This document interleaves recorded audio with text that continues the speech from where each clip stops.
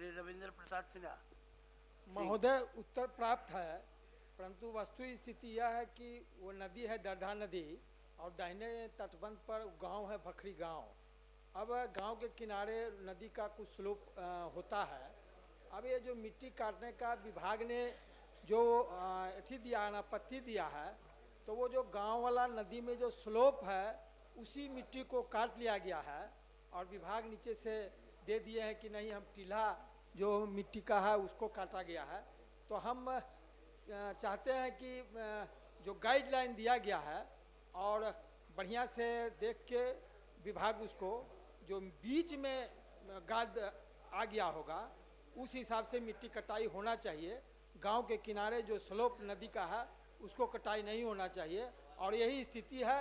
तो माननीय मंत्री जी से आग्रह करेंगे कि एक बार उसको पुनः देखवा लिया जाए कि कहीं मैंने जो गाइडलाइन दिया गया उससे विरुद्ध तो मिट्टी नहीं काटा जा रहा। यही हम मंत्री जी से आश्वासन चाहते हैं।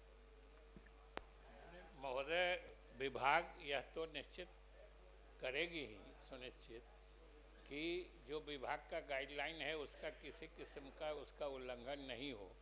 साथ ही हमने ये अलग से पूछा भी था कि जो हम लोगों ने दिशा निर्देश दिए हैं उसका उल्लंघन तो नहीं हो रहा है, तो हमें बताया गया है कि नहीं, उसी के अनुरूप काटा जा रहा है। लेकिन फिर भी सदस्य कह रहे हैं तो मैं वरीय अधिकारी को निर्देश दूंगा कि वो माननीय सदस्य को भी साथ ले जाके स्थल निरीक्षण कर लेंगे।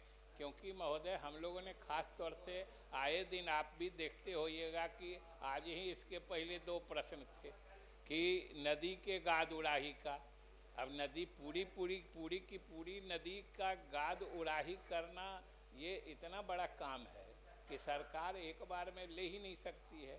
इसलिए हम लोगों ने ये नया तरीका बना के कि जिनको गाद वाली मिट्टी का काम रहता है, जो सबसे बेसी जहाँ पर अर्थ फिलिंग करना रहता है, किसी को कोई जगह की भराई करनी होती है, उसमें सबसे उपयुक्त मिट्टी का वो प्रकार होता है।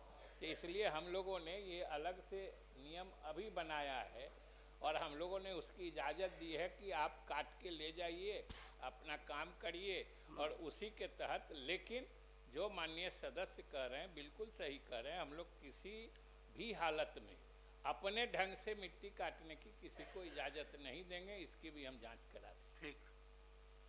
अब चला